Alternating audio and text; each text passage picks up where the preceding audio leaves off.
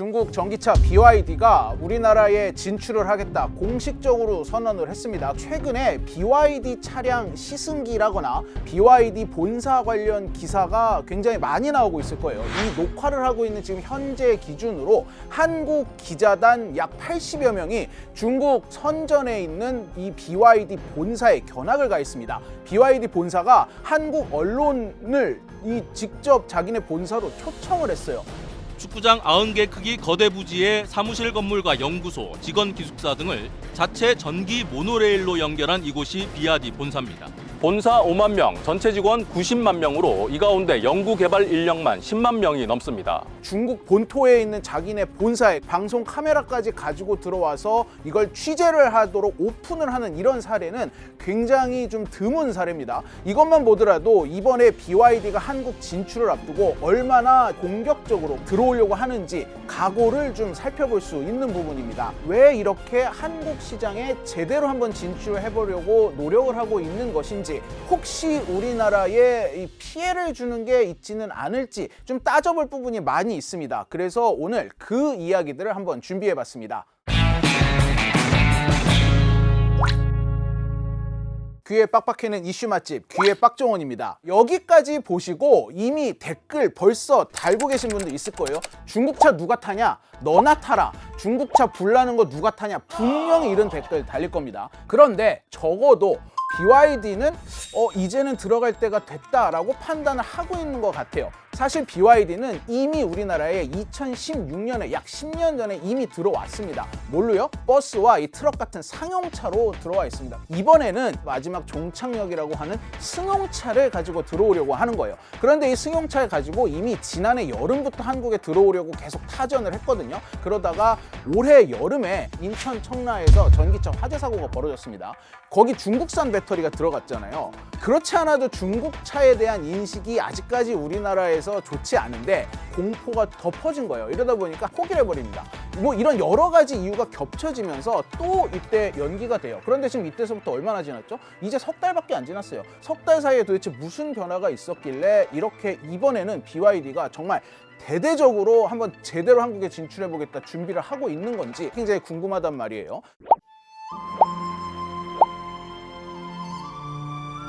지금 BYD의 계획을 보면은요, 본격적으로 영업을 시작하기 전에 먼저 전시장과 서비스 센터부터 짓고 있어요. 그리고 이 인원도 채용을 하고 있습니다. 본격적으로 자기네 시스템을 갖추고 있습니다. 한번 제대로 팔아보겠다 하고 있는 겁니다. 우리나라에서 외국 수입산 차를 팔려면 한국에 딜러사가 있어야 돼요. 이 중에 가장 핵심이 되는 딜러사가 하모니 모터스라는 곳이에요. 여기는 이 BYD와 마찬가지로 중국계 딜러사입니다. 그런데 이 하모니 모터스가 지금 강서 전시장 지금 짓고 있는 곳만 보더라도 우리나라 지프 1호 전용 전시장이 있던 곳이거든요. 영등포 서비스 센터 같은 경우도 크라이슬러와 스텔란티스의 서비스 센터가 있던 곳입니다. 이게 BYD의 전략입니다. BYD는 우리나라뿐만 아니라 다른 나라에서도 자기네 전시장이나 서비스 센터를 새로 지을 때 기존에 있던 굉장히 유명 자동차 브랜드가 영업을 하던 곳을 일부러 인수를 해서 거기에다가 만들었다고 해요. 그렇게 처음부터 좀 인지도를 먹고 들어가는 전략을 썼는데 지금 한국에서도 중국계 딜러사가 똑같은 방법을 쓰고 있다라고 보는 시선들이 있어요. 여기에다가 지금 BYD가 우리나라에서 팔려고 준비를 하고 있는 모델이 3가지로 알려져 있거든요. 이 중에 가장 작은 모델인 돌핀은 한국의 캐스퍼 전기차와 비슷한 급으로 소형 해치백입니다. 그 다음에 요거보다 조금 큰 아토3라는 모델, 이게 BYD의 사실은 베스트셀러거든요. 유럽에서도 엄청난 성공을 거뒀고, 그래서 아마 우리나라에서도 요 아토3를 주력으로 팔 것 같은데 소형 SUV입니다. 한국 기아의 EV3가 대표적으로 지금 경쟁차가 될 것으로 보여요. 마지막으로 이제 준중형 세단에 속하는 소나타급의 실이라는 모델도 우리나라에 가지고 들어올 것이다. 그래도 조금 값이 나가는 모델도 하나 있어야 되니까. 왜 이 세 모델이냐? 사실 BYD는 굉장히 파는 차량의 종류가 많습니다. 그런데 이 중에 유럽에서 베스트셀러로 선정된, 즉 글로벌 시장에서 인증받은 딱 핵심 모델만 가지고 들어오는 거예요. 그런데 여기서 이 모델들이 한국의 현대 기아차보다 좋아봤자 사실 얼마나 좋겠습니까? 결국 관건은 가격 또 가격입니다. 지금 여기 계신 분들 중에 중국차 들어오면 한번 가서 보러 가야지 생각하는 분들 있어요. 그런데 이 차가 같은 동급의 현대차와 가격이 1,000만 원 이상 더 싸다.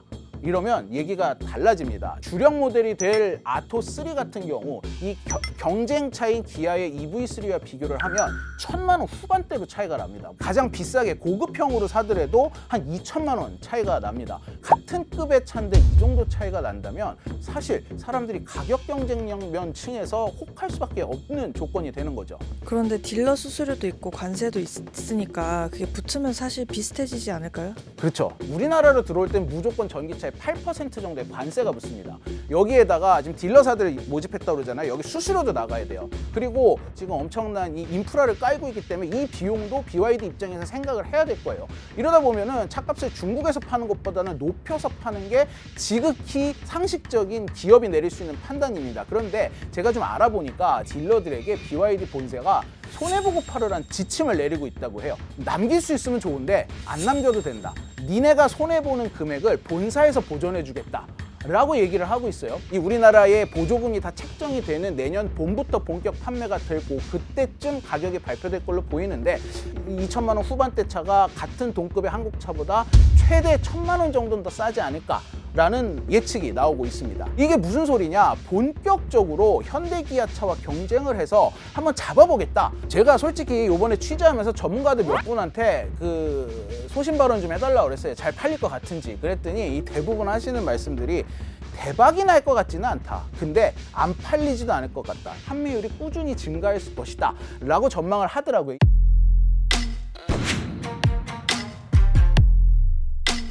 근데 한국이 되게 작은데도 불구하고 이렇게 출혈을 감수하면서 들어오려고 한다는 게 사실 이해는 잘 안 되거든요. 그렇죠. 사실 이제 그 부분이 관건입니다. 여기에는 숨겨진 이유가 있습니다. 사실 우리나라 시장에서 차를 팔아서 떼돈을 벌 수 있느냐?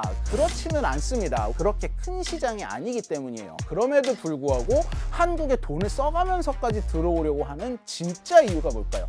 그 진짜 이유는 바로 C의 K화에 있다라고 보고 있습니다. BYD 같은 경우는 전기차만 팔진 않습니다. 플러그인 하이브리드라고 전기 모터와 엔진이 결합되어 있는 형태의 하이브리드 차도 같이 팔고 있어요. 이 두 가지를 합쳐서 판매량을 봤을 때 이번 3분기에만 전 세계에서 113만 대를 팔아치웠어요. 순수 전기차만 놓고 봐도 44만 대를 팔았습니다. 석 달 만에요. 전기차의 일황이라고 불리는 테슬라와 비교해볼까요? 테슬라가 이번 3분기에 46만 대 팔았습니다. 하이브리드까지 합치면 BYD가 테슬라보다 거의 3배를 더 팔았습니다. 매출로 볼까요? 테슬라가 자동차를 포함한 그룹 전체 매출이 252억 달러, 우리 돈으로 35조 원이 나왔는데 BYD가 277억 달러, 38조 원이 나왔어요. 매출로 드디어 테슬라를 앞서서 전 세계 1등 전기차 기업이 BYD가 됐다라는 기사가 외국에서부터 먼저 나오기 시작을 했습니다. 그런데 우리나라 볼게요. 우리나라가 지난해 신차 몇 대 팔았는지 아세요? 몇 대 팔았을 것 같아요? 15만 대. 15만 대. 500만 대. 작년에 우리나라에서 신차가 170만 대 팔렸습니다. 이 중에 전기차만 놓고 보면 내년에도 한 10만 대 정도 팔릴 걸로 보고 있어요. 요거 10만 대 더 판다고 BYD 살림살이 좋아지지 않아요. 전 세계적으로 지난해에 새로 팔린 전기차가 한 1,400만 대 되는 걸로 보고 있어요. 그런데 전기차의 95%를 소비하는 나라가 바로 중국과 유럽과 미국입니다. 자, 이 중에서 중국이 시장을 거의 장악하다시피 하고 있는 곳이 중국 본토와 유럽인 거예요. 이 중에서 전체 유럽의 전기차가 한 전체 차의 한 20% 정도 되는 걸로 지금 조사가 되고 있습니다. 굉장히 어마어마한 시장인데 이 유럽 시장에 중국산 전기차가 전체 전기차 판매량의 11%를 차지했습니다. 이거 엄청난 거거든요. 유럽이 이러다 보니까 이거 안 되겠다. 우리나라 차 산업 다 죽는다 해가지고 요번에 EU에서 관세를 어마어마하게 때리기로 했죠. 중국 차에 이제 앞으로 이 굉장히 센 요율의 관세가 매겨집니다. 기존에도 이 유럽이 중국산 전기차에 10%의 관세를 일괄적으로 매기고 있었습니다. 관세를 회사마다 다 다르게 부과하기로 했는데 SAIC 샹하이 전기차 같은 경우는 기존 10%에 38% 추가하기로 했습니다. 관세가 거의 50%가 붙어버리는 거죠. 그런데 BYD는 추가 관세가 17.4%밖에 안 붙었어요. 하지만 안 내던 세금 20% 가까이 더 낸다는 게 사실 기업 입장에서는 굉장히 부담이겠죠. 이러다 보니까 중국이 어떤 탈출로 어떤 대책이 필요했습니다. 실제로 그래서 중국이 헝가리 같은 데 데다 공장을 새로 짓고 있어요. 아예 그냥 유럽에서 생산을 하겠다. 근데 이걸로도 좀 부족하다 보니까 일단 본토에서 생산되는 물건을 세탁을 할 필요가 있게 되겠죠. 그렇게 해서 선택된 게 바로 한국인 겁니다.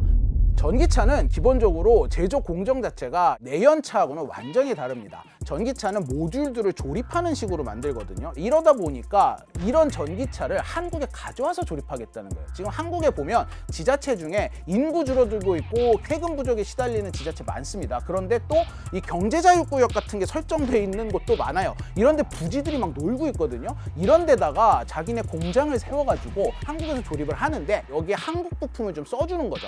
그 다음에 중국이 이렇게 해서 수출한 수익을 한국과 나누겠다라고 하고 있어요. 이거 우리나라 지자체도 사실 마다할 이유가 없습니다. 돈에는 국적이 없습니다. 이러다 보니까 중국 정부와 전기차 업체들의 니즈와 우리나라 지자체들의 니즈가 지금 딱 맞아 떨어지는 상황이 되는 거예요. 한국이 어떤 나라입니까? 미국과의 FTA와 유럽과의 FTA 다 가지고 있는 나라예요. 거기다가 중국과 좀 가깝습니까? 이러니까 한국 같은 전진 기지를 찾기가 쉽지 않은 거죠. 그런데 이게 단순히 한국에서 조립하고 일부 한국 부품만 써서 판다고 해서 그 효과를 100% 누릴 수는 없다라는 얘기도 나와요. 이러다 보니까 한국 사람들이 직접 그렇게 만들어진 차를 한국에서 타는 모습을 보여줄 필요가 있는 겁니다. 일단 한국은 이미 전 세계적으로 테스트베드로서 아주 굉장히 큰 인정을 받고 있는 나라입니다. 한국이 다른 제품도 마찬가지지만 특히 차에 대해서는 굉장히 이 눈이 높거든요. 이러다 보니까 한국 소비자에게 선택을 받았다는 그 자체가 이미 해외 유수의 자동차 기업들에게는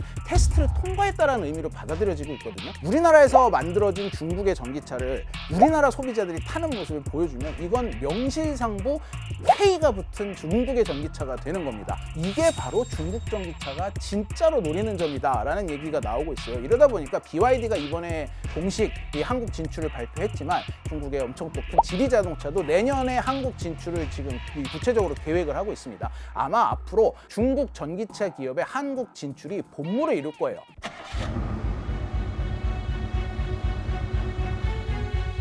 자, 이제 우리가 그렇다면은 이걸 그대로 다 그냥 받아줄 것이냐, 여러 가지 준비를 해야 되겠죠. 먼저 우리나라에는 현대차가 있어요. 전 세계 자동차 회사를 다 놓고 봐도 현대차만큼 잘하는 기업 찾아보기 힘듭니다. 차량 업계는 판매 대수를 비교하는 자료가 매년 나오는데 이번에 3분기에 나온 자료를 봤더니 현대차가 폭스바겐을 이어서 3위입니다. 그리고 현대기아를 합쳐서 이번에 영업이익률이 10%를 넘었어요. 두 자릿수 영업이익률은 특히 이런 식의 기계 제조업 업체에서는 정말 꿈의 숫자입니다. 그런데 이렇게 우리가 이제 현대차 1등 하려면 남았다라고 볼 수 있을 것인가?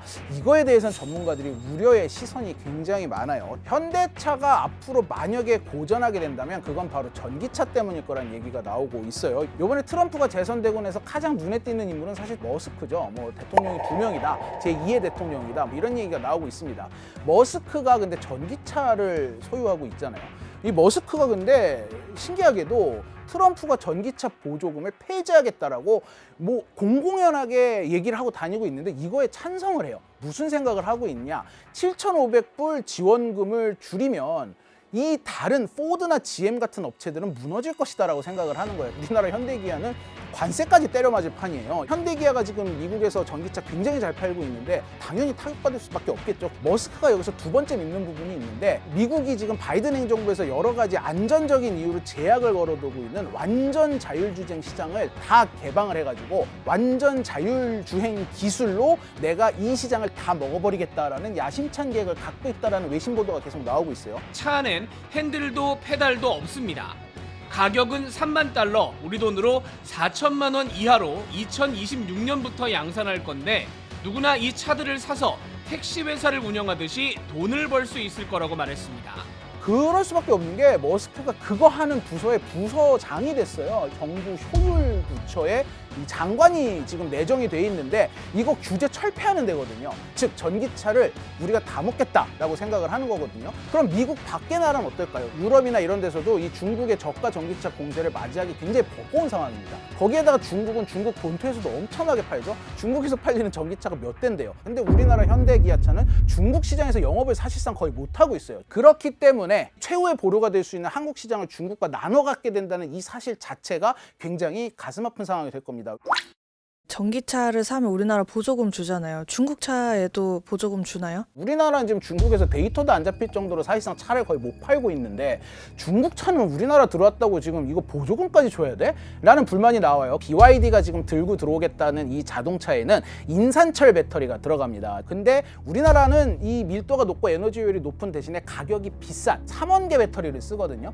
그래서 이 3원계 배터리에다가만 보조금을 주겠다라는 방침이에요. 근데 그 이유가 있습니다. 왜냐하면 3원계 배터리는 이 재활용이 굉장히 용이해요. 사실상 한 95%를 다시 쓸 수가 있습니다. 그런데 인산철 배터리는 가격은 저렴하지만 이거 재활용 절대 못합니다. 그래서 중국 같은 경우는 땅에 묻어버립니다.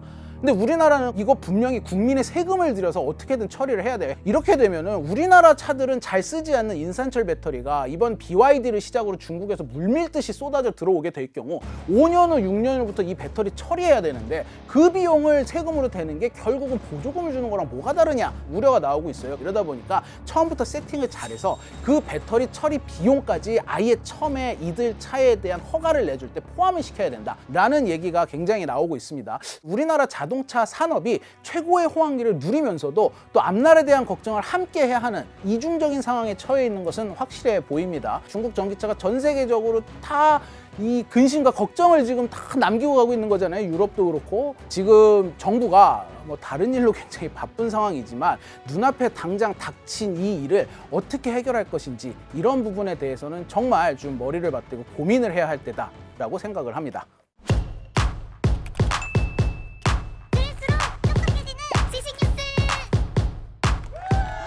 교양이를 부탁해는 여기까지입니다.